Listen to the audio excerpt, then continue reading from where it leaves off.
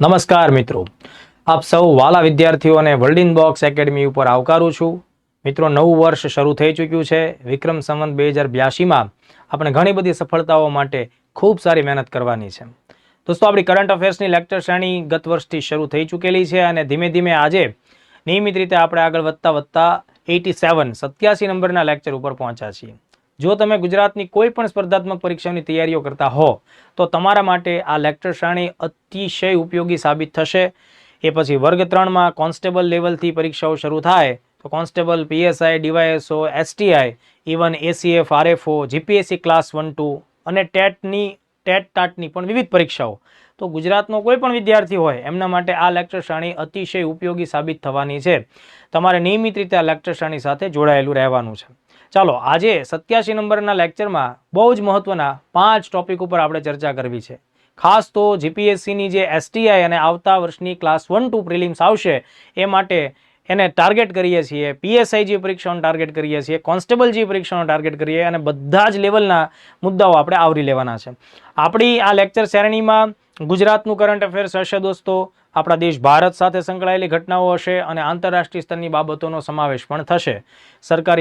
સરકારી યોજનાઓ, સરકારી નીતિ, સરકારી કાર્યક્રમો, એ બધા મુદ્દાઓનો આપણે સમાવેશ કરવાનો છે. આજનો જે પહેલો મુદ્દો લઈએ મિત્રો, એ આંતરરાષ્ટ્રીય ઘટના છે, ઇન્ટરનેશનલ અફેર્સનો મુદ્દો છે. એશિયાનો એક ખૂબ અગત્યનો દેશ છે જાપાન, જે ટેકનોલોજી અને અર્થવ્યવસ્થામાં આગળ છે. વૈશ્વિક અર્થવ્યવસ્થાની જો દોસ્તો આપણે વાત કરીએ તો જાપાન હવે 5મા નંબર ઉપર છે. ભારતે તેનું સ્થાન 4થા નંબરનું સ્થાન મેળવ્યું છે. તો આ વિશ્વની 5મા નંબરની મોટી અર્થવ્યવસ્થા જાપાનમાં પહેલી વખત એક મહિલા રાજનીતિજ્ઞ છે એ વડાપ્રધાન બને છે. અને તાજેતરમાં ઓક્ટોબર મહિનામાં આ સમાચાર આપણી સામે આવે છે. મતલબ જો દોસ્તો, જાપાન જેવો એજ્યુકેશન ટેકનોલોજીમાં આગળ પડતા દેશમાં પણ મહિલાને વડાપ્રધાન એટલે કે દેશનું જે સર્વોચ્ચ પદ હોય, બરાબર, રાજનીતિ પદ અથવા તો જે સરકારનું સૌથી મોટું પદ છે, એ મળતા એટલા બધા વર્ષો લાગ્યા છે. જાપાનના ક્રમની દ્રષ્ટિએ જો આપણે વાત કરીએ તો 104માં પદ ઉપર સનાઈ તકેઇચી નામની મહિલા છે એ વડાપ્રધાન બને છે. નરેન્દ્ર મોદી સાહેબે ટ્વીટ કરી અને તેમને અભિવાદન પાઠવેલા છે. તો heartiest congratulations Sanae Takaichi on your election as the prime minister of Japan. એટલે આમાંથી તો કઈ પરીક્ષામાં ન આવે, પણ વસ્તુ એક કહેવાનો ભાવાર્થ એમ છે કે આ મોટું પદ છે, દેશ મોટો છે, જાપાન નાનો દેશ નથી, બરાબર, બહુ મોટી અર્થવ્યવસ્થા છે. જો આપણા અહીંના જ એક ન્યૂઝપેપરમાં આ રીતે આ આખી ઘટનાને લખવામાં આવી હતી કે Japan gets its first female leader, મતલબ કે સૌથી ઊંચું પદ પહેલી વખત એક મહિલાને મળે છે. દોસ્તો, તમે આ આખી બાબતને સમજજો કે ભાઈ મહિલા વ્યક્તિ તરીકે મહિલા જાપાન જેવા ટેકનોક્રેટ દેશમાં આ સમયે વડાપ્રધાન બન્યા છે. એનું નામ 100% પરીક્ષામાં પૂછી શકાય, 100% પરીક્ષામાં પૂછી શકાય. થોડા ઉગ્રવાદી મહિલા પણ છે અને જાપાનની જે વર્ષોથી શાંતિની નીતિઓ જે વખણાય છે, તો એ શાંતિની નીતિમાં બહુ બિલીવ કરે એમ નથી, એગ્રેસિવ મોડ ઉપર કામ કરે એમ છે. એ અત્યારના ધોરણે ચીનનો જે કઈ પ્રકારનો એની ઉપરનું દબાણ કે તણાવ છે, તો એનો સામનો હથિયારોથી કે સ્ટ્રોંગ મિલિટરાઇઝેશનથી કરે એ ટાઈપની મહિલા છે. તો હવે આનાથી 100% સવાલ આવવાના ચાન્સ છે. તો ખાસ ધ્યાન રાખજો, સનાઈ તકેચી, આ નામ આપણે ભૂલવાનું નથી, બરાબર છે. તમે યાદ રાખવા માટે એને કોઈ પણ રીતે એનું જોડકું કરો, તમને મોજ પડી કામ કરો, પણ આ નામ ભૂલવાનું થતું નથી. કયા દેશના? તો કે ભાઈ જાપાનના સૌ પ્રથમ મહિલા વડાપ્રધાન તરીકે એ ચૂંટાયા છે. આ ઘટના જે છે દોસ્તો, ખાસ ધ્યાન રાખજો.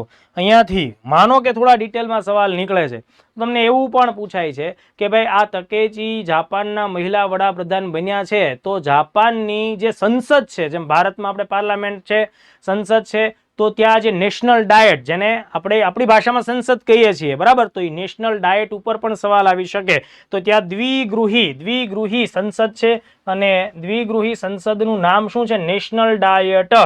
આ પ્રશ્ન ખાસ ધ્યાન રાખજો ભાઈ, નેશનલ ડાયટમાંથી સવાલ આવી શકે. તો એ જાપાનની સંસદનું નામ છે, જેને જાપાની ભાષામાં કોક્કાઈના નામથી પણ ઓળખવામાં આવે છે. કોક્કાઈના નામથી ઓળખાય. એમાં જે મુખ્ય પાવર વાળું ગૃહ છે એ સ્વાભાવિક છે કે ભાઈ લોઅર હાઉસ હોય, જેમ અહીંયા આપણે લોકસભા છે તે, બરાબર. તો નીચલું ગૃહ છે એ ખરેખર શક્તિશાળી ગૃહ છે, જેને શુગીનના નામથી ઓળખાય. આ થોડી ડિટેલ થાય, અહીંયાથી સવાલ ન પણ આવે, પણ ખાસ ધ્યાન રાખજો, તેમાં 465 બેઠક પૈકી એને 237 વોટ મળેલા હતા અને એટલા માટે થઈ અને એ અત્યારે લીડર બન્યા. હવે બીજી એક ખાસ વાત, ક્રમની દ્રષ્ટિએ 104 નંબરના વડાપ્રધાન બને છે. બીજી મહત્વની વાત છે કે તેણીએ કોનું સ્થાન મેળવ્યું, તો કે ભાઈ એની જ પોતાની પોલિટિકલ પાર્ટી છે દોસ્તો, લિબરલ ડેમોક્રેટિક પાર્ટી. એમાંથી જ એક નેતા વડાપ્રધાન હતા જાપાનના. શું નામ છે ભાઈનું? શિગેરુ ઇશિબા. શિગેરુ ઇશિબા છે એમને હટાવ્યા. એમની કામગીરીમાં વિરોધ હતો, લોકો નાખુશ હતા. જેમ આપણે કેમ ગુજરાતમાં પણ મંત્રીમંડળમાં ફેરફાર થયો, એવી જ રીતે જાપાનમાં ટોપ લેવલના મંત્રીઓમાં ફેરફાર કરવામાં આવ્યો. તો શિગેરુ ઇશિબાનું સ્થાન એમણે પ્રાપ્ત કર્યું. સવાલ પૂછવાવાળો તમારા કરતા હોશિયાર છે એટલે તમને એ પણ પૂછે કે ભાઈ આ વ્યક્તિ જાપાનના અત્યારના ધોરણે સૌથી પહેલા મહિલા વડાપ્રધાન બન્યા છે, એની રાજકીય પાર્ટીનું નામ જણાવો. Liberal democratic party. Liberal democratic party એટલે વોટ મેં તમને કહી દીધા, એની જાપાનની સંસદનું નામ કીધું, એની પાર્ટીનું નામ કીધું, બરાબર. વત્તા એણે શું કર્યું છે કે જાપાન ઇનોવેટિવ પાર્ટી છે તેની સાથે જોડાણ કર્યું છે, બરાબર, કે ભાઈ આપણે બંને સાથે મળી અને ભાગીદારીથી કામગીરી આગળ વધારીએ. તો ચલો, બહુ જ મહત્વનો મુદ્દો છે, આપણે ધ્યાને રાખ્યો. ત્યારબાદ આજના લેક્ચરમાં બીજો એક અગત્યનું સરકારી નીતિ કે સરકારી કાર્યક્રમ છે તેના વિશે આપણે વાત કરવી છે. નીતિ આયોગ નામની સંસ્થાએ તાજેતરની અંદર એક બહુ જ મહત્વપૂર્ણ પહેલ શરૂ કરી છે જેને નામ આપવામાં આવેલું છે વી રાઇઝ. ઓકે, વી રાઇઝ. તો સવાલ શું આવે દોસ્તો કે આ વી રાઇઝ નામની જે પહેલ છે એ કયા વર્ગ સાથે એટલે કે કયા પ્રકારના લોકો સાથે સંકળાયેલી છે એવો સવાલ આવે. વી રાઇઝ છે એ કોણે પહેલ શરૂ કરી એની ઉપર સવાલ આવી શકે. વી રાઇઝ છે તો અહીંયાથી આવા વિવિધ પ્રકારના સવાલો આપણને મળી શકે. તો તમે લોકો ખાસ ધ્યાન રાખજો.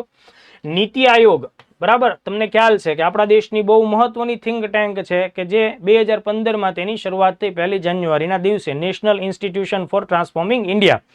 તો નીતિ આયોગે ડીપી વર્લ્ડ નામની વૈશ્વિક સ્તરની એક મહત્વની કાર્ગો શિપ ટ્રાન્સપોર્ટેશનનું કામ કરતી એક સંસ્થા છે, પ્રાઇવેટ કંપની છે ડીપી વર્લ્ડ, બરાબર. તો આ ડીપી વર્લ્ડ જે લોજિસ્ટિક્સનું કામ કરે છે અને દુબઈ ખાતે તેનું વડું મથક છે, આ બંનેએ સાથે મળી વી રાઇઝ નામની પહેલ શરૂ કરી.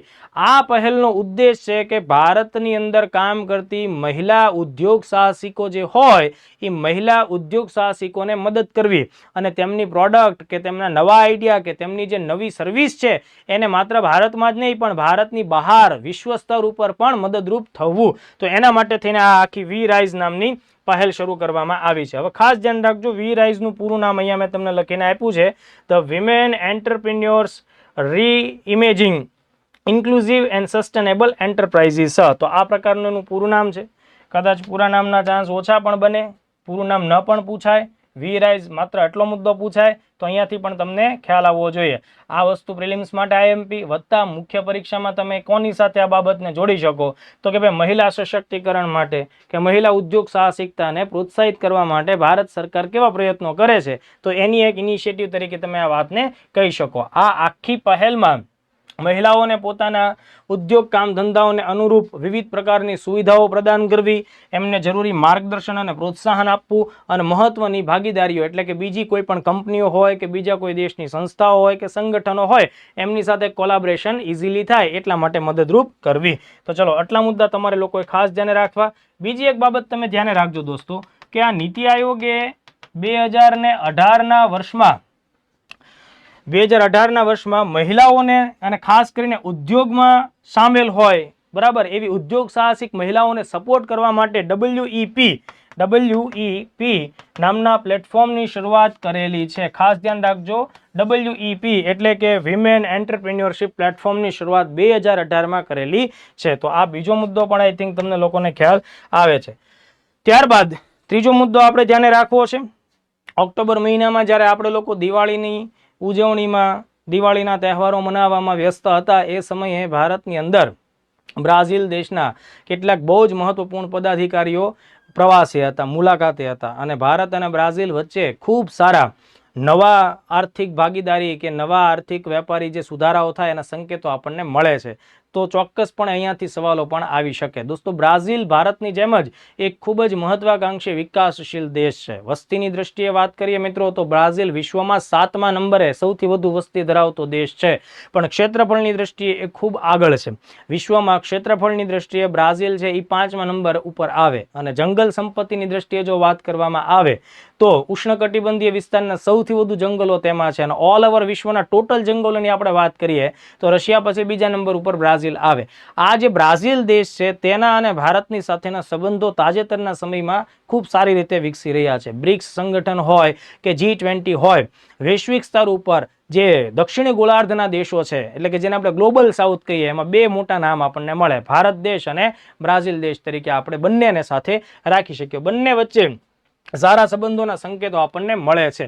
તો સૌથી પહેલા અત્યારે હવે આપણે આજે વાત કરવાની છે એનો અનુસંધાન પહેલા પકડીએ તો કે ભાઈ ઓક્ટોબર 2025માં બ્રાઝિલના મહત્વના રાજકીય નેતાઓએ ભારતની મુલાકાત લીધી. તેમાં કોનો સમાવેશ થાય તો કે ભાઈ ખાસ ધ્યાન રાખજો, ગેરાલ્ડો એલ્કમીન, બરાબર છે, ગેરાલ્ડો એલ્કમીન, મિલ્કમેન નથી, એલ્કમીન છે, ગેરાલ્ડો એલ્કમીન. એ કયા પદ ઉપર છે? બ્રાઝિલના ઉપરાષ્ટ્રપતિ, વાઇસ પ્રેસિડેન્ટ તરીકે છે. અત્યારે બ્રાઝિલના જે રાષ્ટ્રપતિ છે એનું નામ છે લુલા ડી સિલ્વા. આ બ્રાઝિલના વર્તમાન સમયના રાષ્ટ્રપતિ છે. બીજા કોણ એમની સાથે હતા? જોસ મુસિયો મોન્ટેરો ફિલ્હો. આખું નામ ન આવે તો કાંઈ નહીં, જોસ યાદ રાખો, કારણ કે રક્ષાનો માણસ છે. રક્ષા ક્ષેત્રમાં જોશ વગરના માણસો ચાલે નહીં, બરાબર. એટલે જોસ મુસિયો છે એ બ્રાઝિલના રક્ષા મંત્રી છે. એ પણ ભારત આવ્યા હતા. તો સ્વાભાવિક છે રક્ષામંત્રી ભારત આવ્યા હોય તો તમને બેઝિકલી થોડુંક કોમન સેન્સ આવવી જોઈએ કે રક્ષામંત્રી આવ્યા છે તો ડિફેન્સ ફિલ્ડમાં કોઈ ને કોઈ પ્રકારના કોઓપરેશનની બાબતો આપણી સામે આવશે. અને તાતિયાના નામની જે મહિલા છે એ વિદેશ વેપાર સચિવ છે. તો આ મુખ્યત્વે 3 લોકોની ટીમ અને એની સાથે બીજા લોકો પણ ભારતમાં આવ્યા હતા. હવે જુઓ દોસ્તો, 2025ના આ વર્ષની આપણે વાત કરીએ તો ભારત અને બ્રાઝિલના સંબંધોમાં ઘણું બધું ડેવલપમેન્ટ થયેલું જોવા મળે છે. કારણ કે આ જ વર્ષે થોડા મહિના પહેલા જુલાઈ 2025માં ભારતીય વડાપ્રધાન પ્રાઇમ મિનિસ્ટર શ્રી મોદી સાહેબ છે બ્રાઝિલના પ્રવાસે હતા. અને બ્રાઝિલના જ્યારે પ્રવાસે હતા ત્યારે ઘણા બધા મહત્વના 5 કહી શકાય એવા સેક્ટરમાં બંને વચ્ચે મહત્વની ભાગીદારી પણ સામે આવી છે. અને બીજું, બ્રાઝિલનો જે સર્વોચ્ચ નાગરિક પુરસ્કાર છે grand caller of the national order of the southern cross, A prime minister સાહેબને એનાયત કરવામાં આવેલો છે. ખાસ ધ્યાન રાખજો, બ્રાઝિલનું સર્વોચ્ચ નાગરિક સન્માન પ્રાઇમ મિનિસ્ટરને જુલાઈ 2025માં મળ્યું છે. એનું નામ ફરીથી રિપીટ કરું છું, grand caller of the national order of the southern cross, બરાબર. ઉપરાંત જે 5 સેક્ટરમાં મોદી સાહેબ અને લુલા ડી સિલ્વાની વચ્ચે જે સમજૂતી થઈ એમાં મુખ્યત્વે કયા સેક્ટરનો સમાવેશ થાય છે તો કે ભાઈ સૈન્ય અને સુરક્ષા એટલે કે ડિફેન્સ એન્ડ સિક્યુરિટીનો મુદ્દો, એમાં બંને સમજૂતી કરી છે. કૃષિ ક્ષેત્રે ખાદ્ય અને પોષણ સુરક્ષા માટે કામ કર્યું છે. ઉર્જા પરિવર્તન, બરાબર, ઉર્જા પરિવર્તન અને આબોહવા પરિવર્તનને ધ્યાનમાં રાખીને સમજૂતી થઈ છે. મિત્રો ખાસ ધ્યાન રાખજો, આ બંને દેશ બ્રાઝિલ અને ભારત, બરાબર, તાજેતરની અંદર ગેર જીવાશ્મ ઇંધણ સ્ત્રોતોના વિકાસ, જેને આપણે રિન્યુએબલ એનર્જી સ્ત્રોત તરીકે પણ ઓળખતા હોઈએ છીએ, બરાબર, તો એના વિકાસમાં બંને આગળ પડતી ભૂમિકામાં છે. દુનિયામાં અમેરિકા, ચાઇના, અમેરિકા, આ 2 દેશ પછી ત્રીજા નંબરે બ્રાઝિલ અને ચોથા નંબરે આપણો દેશ આવે ભારત, કે જે રિન્યુએબલ એનર્જીના વિકાસમાં અગ્રેસર ભૂમિકામાં છે. બંનેએ સાથે મળીને 2023ની અંદર જૈવ ઇંધણોના વિકાસ માટે પણ વૈશ્વિક સંગઠનની વાત કરી છે. તો ઉર્જા પરિવર્તનમાં બંનેની ભાગીદારી આગળ વધશે. ડિજિટલ પરિવર્તન, જેમાં ઇન્ડિયા ટોપ લેવલે કામ કરે છે અત્યારે, તો ડિજિટલ પરિવર્તન અને ઉભરતી જે નવી ટેકનોલોજી છે દોસ્તો, તો એમાં પણ બંને દેશ એકબીજાને સહકાર આપી શકશે. અને ઔદ્યોગિક ભાગીદારીમાં પણ બંને દેશ સાથે મળશે. એટલે રક્ષાની વાત હોય, કૃષિ ક્ષેત્રે ખાદ્ય અને પોષણની વાત હોય, ઉર્જાના સેક્ટરની વાત હોય, ડિજિટલ ટેકનોલોજીની ઉભરતી નવી ટેકનોલોજીની વાત હોય કે ઔદ્યોગિક ભાગીદારીની વાત હોય, આ 5 મુખ્ય ફિલ્ડ છે. બની શકે કે અહીંયા 5માં કોનો સમાવેશ થાય, આ પ્રકારનો પ્રશ્ન પ્રિલિમ્સમાં પૂછી શકાય છે. એટલે આને નજરઅંદાજ બિલકુલ ન કરવું. આ બધા મુદ્દાઓ 2-3 વાર વાંચવા, ન આવડે તો 2-3 વાર લખવા પણ તૈયાર કરવા, કારણ કે આ લેવલના પ્રશ્નો જઈને આવશે. સીધો જ MCQ આવી જાય કે ભાઈ જુલાઈ 2025માં પ્રાઇમ મિનિસ્ટર બ્રાઝિલની મુલાકાત લીધી ત્યારે કયા મહત્વપૂર્ણ 5 સેક્ટર ઉપર સહમતિ કે સમજૂતી થઈ હતી, તો એમાંથી આ પ્રકારનો સવાલ આવે. હવે અત્યારે ઓક્ટોબર 25માં ઓલા 3-4 મિત્રો ભારત આવ્યા, તો એમાં કઈ વાત ઉપર ખાસ ધ્યાન દીધું, જેમાંથી તમારી સામે પ્રિલિમ્સના સવાલો આવે, તો આપણે 1 બાય 1 એ વસ્તુઓને પણ ધ્યાને રાખીએ. બંને દેશોએ કેટલાક મહત્વના લક્ષ્યોને પ્રાપ્ત કરવા સંકલ્પો લીધા છે. દાખલા તરીકે મોસ્ટ IMP, ધ્યાન આપો, મોસ્ટ IMP મુદ્દો કે ભાઈ વર્ષ 2030 સુધીમાં બંને દેશોનો જે બાયલેટરલ ટ્રેડ, દ્વિપક્ષીય વેપાર છે, બરાબર છે, એ અત્યારે લગભગ $12.19 બિલિયન, બરાબર, એટલો થાય છે. બરાબર, એને આપણે ક્યાં લઈ જવાનો છે? $20 બિલિયન. આ મોસ્ટ ટાઈમ પૂછી શકાય. દેશનું નામ કે ભારતે 2030 સુધીમાં કયા દેશ સાથેનો દ્વિપક્ષીય વેપાર $20 બિલિયન સુધી પહોંચે એ પ્રકારે સમજૂતી કે સંકલ્પ કર્યો છે? બ્રાઝિલ. અથવા કેટલા ડોલર? આ સવાલ આવી શકે. અથવા કયા વર્ષ સુધીમાં? એવો સવાલ પણ આવી શકે. બીજું, બંનેએ વૈશ્વિક સ્તરે એવી વાત કરી છે કે યુનાઇટેડ નેશન નામની જે સંસ્થા છે એને 1945માં સ્થાપના પછી 2025માં 80 વર્ષ પૂરા થયા. તો હવે યુનાઇટેડ નેશન જેવી સંસ્થામાં ઘણા બધા ફેરફારો થવા જોઈએ. તો એમાં આ બંને પ્રબળ દાવેદાર છે. ખાસ કરીને સિક્યુરિટી કાઉન્સિલમાં એ બંનેને કાયમી સ્થાન મળે એટલે હંમેશા એ બંને સાથે મળી અને આ વાતની રજૂઆત કરતા હોય. અને મોસ્ટ ટાઈમ પી ધ્યાને રાખો, મર્કોસર નામનું દક્ષિણ અમેરિકા ખંડનું એક મહત્વનું વેપારી માર્કેટ છે જેમાં 5 મહત્વના દેશો સામેલ છે. તો બ્રાઝિલ એમાં સૌથી મુખ્ય દેશ છે. તો જો ભારતને મર્કોસરની બજારમાં ઇઝીલી પ્રવેશ મળે એટલે કે ટ્રેડ થોડો ફ્રી ટ્રેડ થાય, ભારતની વસ્તુ ઉપરના જે ત્યાંના ટેરિફ છે એ બહુ ઓછા લેવાય, તો ભારતને ઘણી ખરી મોટી બજાર હાથ લાગે. એટલે મર્કોસર સાથે ભારતનું જોડાણ પણ બ્રાઝિલના સંબંધો સુધરે છે તો આગળ આપણને સારું ભવિષ્ય દેખાય. હવે જો ધ્યાન આપો, જીપીએસસીની પરીક્ષાઓ જ્યારે તમે તૈયારી કરો છો ત્યારે સહેલી બાબતોમાંથી જ સવાલો આવે એવું જરૂરી નથી. બની શકે કે મર્કોસર શું છે આ પ્રકારનો સવાલ આવે. તમને એમ થાય કે મર્કોસર, આપણે તો નાનપણમાં મહિષાસુર ના ઘણા બધા નામ સાંભળ્યા હોય, તો આ કોઈ નવીન પ્રકારનો રાક્ષસ હશે, ઉકલી જાઓ તમે. આ ટાઈપના સવાલો આવશે તો તમારે ધ્યાન રાખવું પડશે. આ ઇન્ટરનેશનલ લેવલના ટ્રેડ બ્લોક છે બધા. ટ્રેડ બ્લોક એટલે કે વેપારી સમૂહો છે, એને પણ આપણે પકડવા પડે. તો જુઓ દોસ્તો, આ મર્કોસર છે ને એ શું છે, એનું પૂરું નામ એ પાછળથી શરૂ થશે, આવી રીતે આગળ વધશે એનું પૂરું નામ. Southern common market. Southern common market. તો લેટિન અમેરિકાની ભાષામાં પોર્ટુગીઝ અને સ્પેન છે એ વધારે સામેલ છે, અંગ્રેજી નથી. બરાબર, એટલા માટે એના સ્પેલિંગમાં કંઈક ને કંઈક આપણને ફેરફાર મળે. પણ સધર્ન કોમન માર્કેટ આવું એનું અંગ્રેજી નામ થાય. બરાબર, આ દક્ષિણ અમેરિકી દેશોનું વેપારી સંગઠન છે, અથવા વેપારી સંગઠનના સ્થાન ઉપર તમે શું કરો કે વેપાર બજાર છે. Most time. બરાબર છે, આ ધ્યાને રાખવું.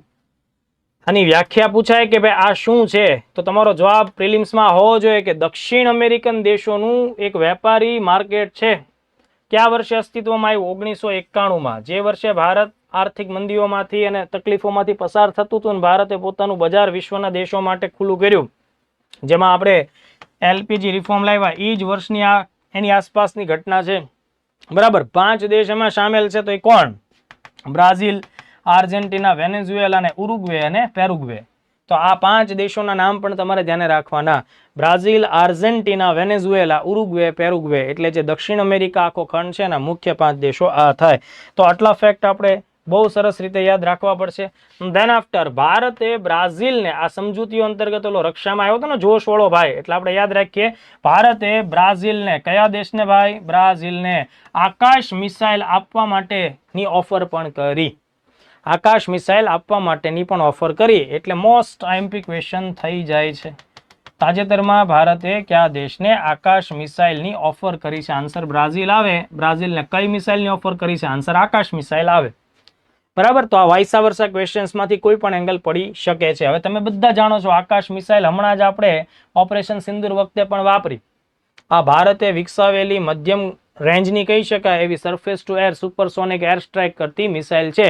તો વન કાઇન્ડ ઓફ આ વાયુ રક્ષા પ્રણાલી પણ કહેવાય. એટલે Akash medium range surface to air supersonic missile છે. સરફેસ ટુ એર મિસાઇલ છે.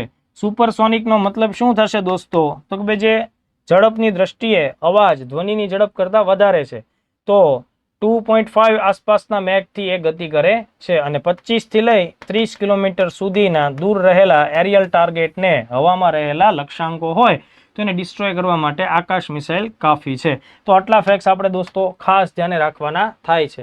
આગળ ચોથા નંબર ઉપર વાત કરીએ એ પહેલા વર્લ્ડિન બોક્સ એકેડમી ગાંધીનગર ખાતે આગામી સમયમાં જે 2 નવી બેચો શરૂ થવાની છે એની માહિતી તમારા સુધી, તમારા મિત્રો સુધી પહોંચાડવાની છે, તમારા રિલેટિવ સુધી પહોંચાડવાની છે.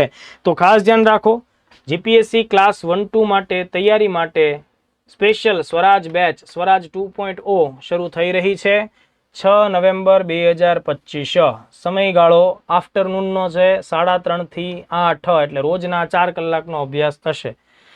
ઓફલાઈન ભણો તો બેસ્ટ ઓપ્શન છે તમારી પાસે, બેસ્ટ રીતે તમે ભણવા માંગતા હો ઓફલાઈન ઓપ્શન છે. તમે કામ ધંધા નોકરીમાં કે ખૂબ દૂર હો, ન આવી શકાય એવી પોઝિશનમાં હોય તો ઓનલાઈન ઓપ્શન અવેલેબલ પણ છે. એટલે ઓફલાઈન ઓનલાઈન બંનેમાં તમે જોઈન થઈ શકશો. મિત્રો ખાસ ધ્યાન રાખજો, જીપીએસસી જેવી પરીક્ષાઓની તૈયારી કરવા માટે થઈને વ્યવસ્થિત રીતે એકાદ વર્ષ જેટલો સમય દેવો પડે.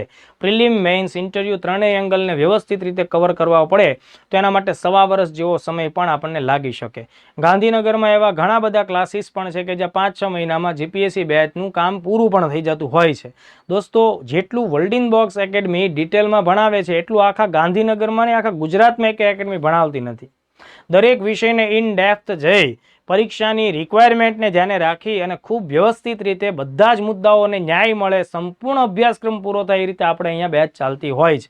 બાકી 5-6 મહિનામાં છોકરાનું કરિયર ફીંડલું વળી જાય એ રીતે પણ કોર્સ અવેલેબલ રહેતા જ હોય છે અને લોકો જોડાતા પણ હોય છે. પણ એમણે દર વખતે પરીક્ષા આવે ત્યારે પહેલેથી જ બધી પરીક્ષાઓની તૈયારીઓ ચાલુ કરવી પડે.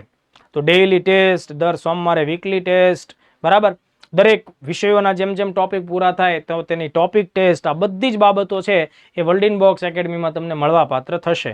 એટલે આ બેચને આજે જ જોઈન કરો જો તમારું સપનું જીપીએસસીમાં બેસ્ટ રિઝલ્ટ સુધી પહોંચવાનું છે. તો જે વિદ્યાર્થીઓએ ક્લાસ 3ની વિવિધ ભરતીઓ જેમ કે પીએસઆઈ જેવી પરીક્ષા આવે છે તો તે સિનિયર ક્લર્ક, જુનિયર ક્લર્ક, બિન સચિવાલય ક્લર્ક, બરાબર, આ ઉપરાંત ઘણી બધી જે મ્યુનિસિપાલિટી લેવલની પરીક્ષા હોય એ બધાની તૈયારી કરવી હોય તો સ્પેશિયલી ક્લાસ 3 જનરલ બેચ આપણે ત્યાં આવતીકાલથી જ એટલે કે 29 ઓક્ટોબર 2025થી શરૂ થાય છે. બરાબર, 30 ઓક્ટોબર 2025 સવારની બેચ છે. સવારે 8 થી 10 કલાકનો તેનો સમય છે. પુસ્તક મટીરિયલ તમને એકેડમી તરફથી મળશે. ભવિષ્યમાં જે પોલીસ ભરતી આવશે તો તેની ટ્રેનિંગ પણ તમને એકેડમી તરફથી મળશે. લાઇબ્રેરીની સુવિધા પણ મળશે. ડેઇલી ટેસ્ટ રહેશે. બધી જ વસ્તુઓનું રિવિઝન ટેસ્ટ પણ રહેશે. તો આ બંને બેચમાંથી કોઈ પણ બેચમાં જોઈન થવું હોય તો સંસ્થાનો સંપર્ક કરો. રૂબરૂ આવી શકો તો ખૂબ સારું. અધરવાઇઝ 7575061818 આ નંબર ઉપર તમે કોલ કરી શકો છો. દેન આફ્ટર ચોથો મુદ્દો જોઈએ મિત્રો. ઉત્તર પ્રદેશની રાજધાની છે લખનઉ અને લખનઉ જિલ્લા ખાતે આપણા દેશના જે રક્ષામંત્રી છે રાજનાથસિંહજી, તેમણે તાજેતરની અંદર જ ડિફેન્સ સેક્ટરને મદદરૂપ થવા માટે થઈને ટિટેનિયમ ધાતુના ઉત્પાદન માટેનો બહુ જ મહત્વપૂર્ણ પ્લાન્ટનું ઉદ્ઘાટન કર્યું છે. મિત્રો, આ ટિટેનિયમ પ્લાન્ટનું ઉદ્ઘાટન થયું એનાથી ભારતના ડિફેન્સ ફિલ્ડને બહુ જ ટેકો મળવાનો છે. કારણ કે ડિફેન્સ ફિલ્ડની ઘણી બધી વસ્તુઓ એવી હોય છે કે જેના નિર્માણમાં ટિટેનિયમનો ઉપયોગ થાય છે અને ભારત વિદેશો પાસેથી આ પ્રકારનું રિફાઇન્ડ ટિટેનિયમ મંગાવતું હોય તો એ આપણને સ્વાભાવિક છે બહુ મોંઘું પડે. પણ સરકારે મેક ઇન ઇન્ડિયા, આત્મનિર્ભર ભારત, આ બધી ઇનિશિયેટિવ લીધી છે, સાહસિક નિર્ણયો અને કદમો લીધા છે અને એને ધ્યાનમાં રાખીને ઉત્તર પ્રદેશના લખનૌમાં ટિટેનિયમનો પ્લાન્ટ શરૂ કરાયો છે. ટિટેનિયમ બહુ મહત્વપૂર્ણ બાબત હોવાને લીધે હું તમને એની ઘણી બધી ડિટેલ અને પરીક્ષાલક્ષી વિગતો જણાવું છું. તમે ખાસ ધ્યાન રાખજો. સૌથી પહેલા તો આ મુદ્દામાંથી સવાલ આવી શકે છે. રાજનાથ સિંઘે ઉદ્ઘાટન કર્યું છે. કોણે કર્યું છે? રાજનાથ સિંઘે. અમિતભાઈ શાહે નથી કર્યું, નરેન્દ્ર મોદી સાહેબે પણ નથી કર્યું. કદાચ આમાંથી વિધાનો પૂછે તો મોદી સાહેબે એનું ઉદ્ઘાટન કર્યું. તમને એમ થાય કે આપણા દેશમાં તમામ પ્રકારનું નાનું હોય કે મોટું હોય ઉદ્ઘાટન તો મોદી જ કરે, તો એમાં પાછા તમે હલવાઈ જાઓ. તો એવું બધું થવું જોઈએ નહીં. તો લખનઉ ખાતે આ કામ ધંધો ચાલુ કરવામાં આવ્યો છે. ટિટેનિયમ તથા સુપર એલોય તમે ખાસ સમજો. એલોય એટલે મિશ્ર ધાતુ થશે. સુપર એલોય, બરાબર, એટલે કે ખાસ વિશેષ ગુણધર્મો ધરાવતી મિશ્ર ધાતુઓમાં એનો ઉપયોગ થાય એટલે ટિટેનિયમ અને સુપર એલોય પ્લાન્ટનું ઉદ્ઘાટન કર્યું છે. આનાથી ફાયદો કયા ફિલ્ડને થશે? સૌથી પહેલા તો રક્ષા ક્ષેત્રે, ડિફેન્સ, એરોસ્પેસ એટલે હવાઈ પરિવહન અને ઇલેક્ટ્રોનિક્સના સેક્ટરની અંદર આનો ઉપયોગ થાય.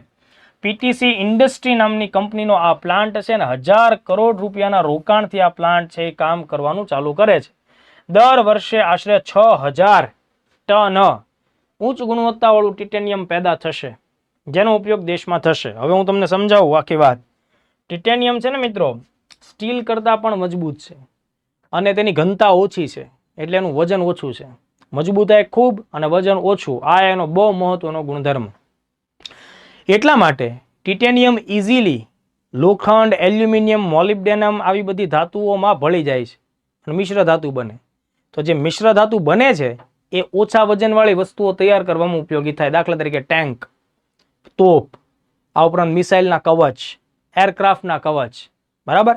એટલા માટે તમને ખ્યાલ આવે છે કે ડિફેન્સમાં જ્યારે આપણે આવી બધી વસ્તુઓ બનાવવી હોય તો કેવી ધાતુ જોઈએ? ટકાઉ, મજબૂત અને વજનમાં કેવી હોય? તો કે ઓપરેટેબલ હોવી જોઈએ, એટલે કે ઇઝીલી કામ થઈ શકતું હોવું જોઈએ. બીજી ટિટેનિયમનો ખાસ ગુણધર્મ એ છે કે એને પાણીમાં લાંબો સમય સુધી ટકી શકે, કાટ ન લાગે, એટલે એનું ખવાણ થવાનો દર ઓછો હોય, બરાબર. એટલા માટે મિશ્ર ધાતુઓ જે ટિટેનિયમનો ઉપયોગ કરીને બને એમાંથી જે જહાજો બને દરિયાના, એના તળિયા તૈયાર કરવામાં આવતા હોય, જેથી લાંબો સમય સુધી પાણીમાં ટકે. એટલે સબમરીનનું જે ઉપરના કવચો છે એ પણ એમાંથી બને. તો આ બધા એના ફાયદા થયા. આ ઉપરાંત મિત્રો ટિટેનિયમ જે છે એ મેડિકલ ફિલ્ડમાં ઉપયોગમાં આવે. ટિટેનિયમ ઇઝીલી હાડકાઓ સાથે જોડાણ કરે અને હાડકાઓ જે છે એમાં ચેપ ન લગાડે અથવા તો ત્યાં કોઈ નવો સડો પેદા નથી કરતું. એટલે ટિટેનિયમના મિશ્રણવાળી ધાતુઓનો ઉપયોગ છે એ જોઈન્ટ રિપ્લેસમેન્ટ માટે પણ થાય. આ બહુ મહત્વની વાત મેં તમને કીધી. આ ઉપરાંત એ પારજાંબલી તરંગોને અવરોધે છે, એનું શોષણ કરે છે. એટલે સનસ્ક્રીન સ્ક્રીમની અંદર અમુક ચોક્કસ પ્રકારના ચશ્માઓ વગેરેમાં પણ એનો ઉપયોગ થાય છે. એટલે હળવી વસ્તુઓ બનાવવા માટે ટિટેનિયમનો ઉપયોગ થાય, બધી બાબતો થાય. હવે તમને આ આખી જે ચર્ચાઓ મેં કરી છે એના આધારે તમે ઇઝીલી ઇન્ટરવ્યુ લેવલ સુધીનો પ્રશ્ન હેન્ડલ કરી શકો કે ભાઈ તાજેતરમાં આ પ્રકારની પ્લાન્ટનું ઉદ્ઘાટન થયું તો ટિટેનિયમના ફાયદાઓ જણાવો. બધા એના ફાયદાઓ છે. પ્રિલિમ્સમાં ટિટેનિયમના ફાયદાઓ આપે તો બી તમને આનો જવાબ મળી જાય છે. તો સ્ટીલ જેવું મજબૂત પણ ઘનતા ઓછી, એટલે કે એનું વજન કેવું છે? ઓછું. ટિટેનિયમ પરમાણુ ક્રમાંક કેટલામો છે? 22. એલ્યુમિનિયમ, લોખંડ, મોલિબ્ડેનમ સાથે મિશ્ર ધાતુ બનાવે જે ઊંચું તાપમાન સહન કરે છે અને મજબૂત હોય છે. એટલે aircraft, spacecraft, missile, jet engines આ બધાની બોડી તૈયાર કરવામાં ટિટેનિયમ મિશ્ર ધાતુનો ઉપયોગ થાય. પાણીમાં લાંબો સમય સુધી ટકે, ખવાણ ન થાય, એટલે કે કાટ ન લાગે. કાટ ન લાગે એટલે વસ્તુ લાંબા સમય સુધી ટકી શકે. એટલે જહાજો, સબમરીન કે દરિયામાં જે કામ કરવામાં આવતા વિવિધ સાધનો હોય એ બધામાં એનો ઉપયોગ થાય. ડિસિલેશન પ્લાન્ટ્સ એટલે કે સમુદ્રના ક્ષારવાળા પાણીને ક્ષાર મુક્ત કરવું હોય અથવા ખરાબ પાણીને શુદ્ધ પાણી બનાવવું હોય તો એના જે વાસણો અને અન્ય જે વેસલ્સ તૈયાર થાય એમાં પણ ટિટેનિયમનો ઉપયોગ થાય. મેં હમણાં જ તમને કીધું કે એ લાંબો સમય સુધી ટકે છે, કાટ લાગતો નથી, એટલા માટે આપણે એનો ઉપયોગ કરી શકીએ. હાડકાઓ સાથે એનું સરળતાથી જોડાણ થાય એટલે હિપ જોઈન્ટ્સ ને જોઈન્ટ રિપ્લેસમેન્ટમાં એનો ખાસ ઉપયોગ થાય. દાંતની જે સારવાર થતી હોય એમાં પણ જે મટીરિયલનો ઉપયોગ થાય એમાં ટિટેનિયમ હોય. રંગો, પ્લાસ્ટિક, કાગળની બનાવટો, સનસ્ક્રીન, અલ્ટ્રાવાયોલેટ તરંગોને અટકાવે એવા ચશ્મા, બધામાં ટિટેનિયમનો ઉપયોગ થાય. તો મને કહો તો કે 6000 ટન ટિટેનિયમ પેદા થશે તો કેટલી બધી ઇન્ડસ્ટ્રીને મહત્વનું રો મટીરિયલ મળશે, અને એ પાછું ભારતે પોતે તૈયાર કરેલું મેક ઇન ઇન્ડિયા સ્વદેશી હશે. તો બહુ મહત્વનો નિર્ણય આપણને જોવા મળે છે. લાસ્ટ ટોપિક આપણે લઈ લઈએ છીએ દોસ્તો. આ દક્ષિણ અમેરિકા ખંડ છે, આ બ્રાઝિલ છે, અને બ્રાઝિલની નીચે અહીંયા તમને ઉરુગ્વે નામનો દેશ જોવા મળે છે. નામ શું કીધું? ઉરુગ્વે. આ ઉરુગ્વે નામનો જે દેશ છે જેની રાજધાની મોન્ટેવિડિયો છે, આ ઉરુગ્વે દેશ અત્યારે ચર્ચામાં છે. ઉરુગ્વે દેશે એક નિર્ણય લીધો છે કે ભાઈ હવેથી ઉરુગ્વેમાં ઈચ્છા મૃત્યુને સ્પેશિયલ કેસની અંદર માન્યતા આપવામાં આવશે, મંજૂરી આપવામાં આવશે, કાયદાકીય દરજ્જો આપવામાં આવ્યો છે. ઈચ્છા મૃત્યુ એટલે કે યુથનેશિયા. દોસ્તો ઘણા બધા એવા લોકો હોય છે કે જે અસાધ્ય બીમારીથી પીડાતા હોય છે અને એમનું જીવન એ પોતાના માટે તો બોજ સમાન બની જ જાય છે, પણ પોતાના મિત્રો, પરિવાર કે અન્ય જે કંઈ પણ કેર લેવાવાળા માણસો એના માટે પણ બોજ સમાન બને છે. આ પ્રકારના લોકો પોતે સતતપણે મૃત્યુ ઈચ્છતા હોય છે, ઝંખતા હોય છે, અને એમની ઈચ્છા પણ હોય છે કે ભાઈ હવે જલ્દીથી મને અહીંયાથી છુટકારો તમે આપો. આવી સ્થિતિમાં માણસને મેડિકલની મદદથી જો તમે મૃત્યુ સુધી પહોંચાડો છો તો એનો મૃત્યુનો માર્ગ સરળ કરો છો તો આ પ્રકારની પ્રોસેસ છે યુથનેશિયા કહેવાય, ઈચ્છા મૃત્યુ કહેવાય. બરાબર. તો આ આખી બાબત છે એ વર્ષોથી દુનિયાના દેશોની અંદર ચર્ચાનો વિષય છે, કારણ કે એના પોઝિટિવ પોઈન્ટ્સ તમને દેખાય છે એમ નેગેટિવ પોઈન્ટ્સ પણ દેખાય છે. બરાબર કે ભાઈ ઘણી બધી વખત લોકો જીવનથી કંટાળીને બહુ વધારે મોટા દુઃખ ન હોય પણ એ લોકો પોતે એવી રીતે એને એક્ઝિબિટ કરતા હોય કે ઓહો દુનિયામાં હિમાલય જેવું દુઃખ આપણી પર છે, તો એ લોકો પણ ઈચ્છા મૃત્યુની અરજી કરી નાખે. તો આ પ્રકારની બાબતને લીધે સુસાઇડલ કેસ પણ વધે, એવું ન થવું જોઈએ. એટલે આ મુદ્દો જગત આખામાં એક ચર્ચાનો વિષય છે. મેન્સનો તો બહુ મોટો મુદ્દો બને જ છે કે ભાઈ યુથનેશિયા તમારા મત મુજબ શું છે, હોવું જોઈએ, ન હોવું જોઈએ, બધા ઉપર તો ચર્ચાઓ થાય જ એમ છે.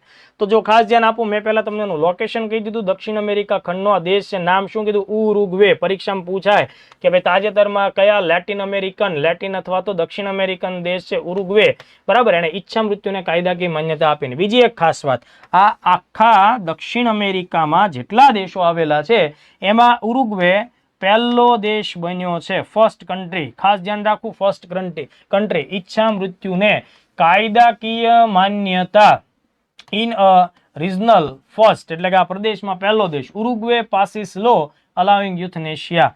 ઓકે, તો હવે જુઓ દોસ્તો, આમાંથી સીધો પ્રશ્ન આવી જાય, તમને આવડવો જોઈએ. આ મેં બે બાબત કીધી છે, ફરીથી પણ અહીંયા છે, ઈચ્છા મૃત્યુ અને અંગ્રેજીમાં યુથનેશિયા કહેવાય.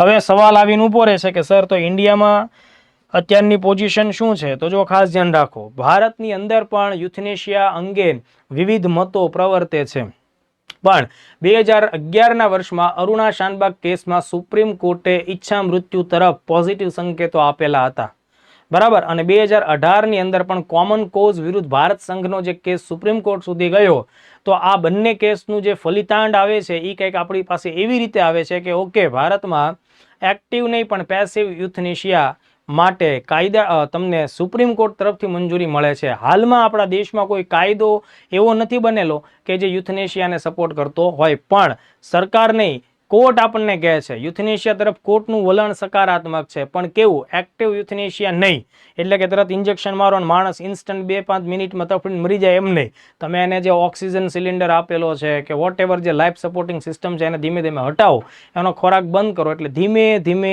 ધીમે ઓછા દર્દ સાથે એ વ્યક્તિ મૃત્યુ સુધી પહોંચે, અને પેસિવ યુથનેશિયા કહેવાય. તો 2011માં અરુણા શાનબાગ કેસ અને 2018માં કોમન કોઝ કેસ ના રિઝલ્ટ સ્વરૂપે સુપ્રીમ કોર્ટ આપણને આ વાત કહે છે. આ ઈચ્છા મૃત્યુ છે ને દોસ્તો, એ ભારતીય બંધારણમાં મૂળભૂત અધિકારોના ભાગ 3માં આર્ટિકલ 21 સાથે સંબંધ ધરાવે છે. આર્ટિકલ 21 જીવન જીવવાની પદ્ધતિ અથવા જીવન જીવવાનો અધિકાર આપણને આપે છે, બરાબર. તો રાઇટ ટુ લાઈફ અંતર્ગત સન્માનપૂર્વકનું મૃત્યુ, ગરિમામય મૃત્યુ, મતલબ કે ડાઈંગ વિથ ડિગ્નિટી, એ પણ રાઇટ ટુ લાઈફનો પાર્ટ બને. એટલે ઈચ્છા મૃત્યુવાળી વાત આવે છે દોસ્તો, એ પણ આર્ટિકલ 21નું જ રિફ્લેક્શન આવે છે. તો આ લેક્ચરમાં આટલા મુદ્દા મેં તમને લોકોને ભણાવ્યા. 87 નંબરના લેક્ચરમાં મોસ્ટ આઈએમપી કહી શકાય 5 મુદ્દા આપણે ભણ્યા છીએ. આવતા લેક્ચરમાં બીજા 5 મુદ્દા ભણશું. મિત્રો, વર્લ્ડ બોક્સ એકેડમીને સોશિયલ મીડિયા ઉપર ફોલો કરતા રહેજો. તમને આ લેક્ચર્સ કેવો લાગે છે અચૂકપણે તમે કોમેન્ટ કરજો. અને બીજી એક ખાસ વાત, 2-3 દિવસ પછી આવતા વીકથી હું તમને દરરોજ સવારે મંડે ટુ સેટરડે 8 વાગે મળીશ, અને આવતા અઠવાડિયાથી દર સોમવારે રાત્રે 8:30 અથવા 9 વાગે આપણે કરંટ અફેર્સના 30 પ્રશ્નોની દર સોમવારે લાઈવ ચર્ચા પણ કરશું, જેમાં MCQ લઈને હું તમારી સામે આવીશ. જે કાંઈ તમારા મુદ્દાઓ અને પ્રતિભાવ આપતા રહેજો. જય હિન્દ, જય ભારત.